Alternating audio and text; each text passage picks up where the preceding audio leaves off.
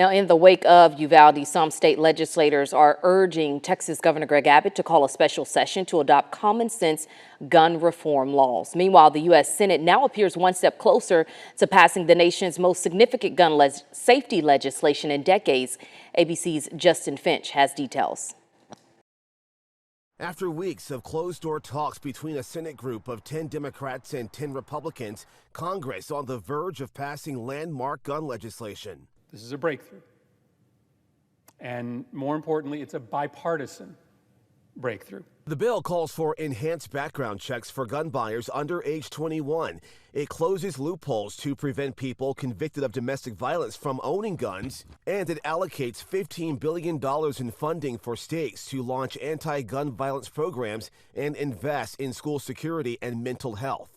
Not included a red flag law, a provision which would remove firearms from those deemed a danger. Nor would it raise the buying age for assault-style weapons to 21, a provision Democrats and the president wanted. Senate Minority Leader Mitch McConnell vowing to support the bill, saying, "For years, the far left falsely claimed that Congress could only address the terrible issue of mass murders by trampling on law-abiding Americans' constitutional rights. This bill proves that false." The NRA countering, saying this legislation can be abused to restrict lawful gun purchases, infringe upon the rights of law-abiding Americans, and use federal dollars to fund gun control measures by state and local politicians.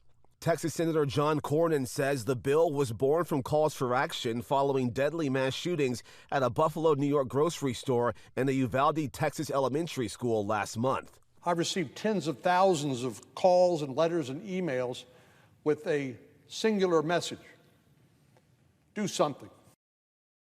The compromise bill appears on track for final approval this week, but that hinges on Republican support. The other questions, the cost of this bill and just how it will be funded. Justin Finch, ABC News, Washington.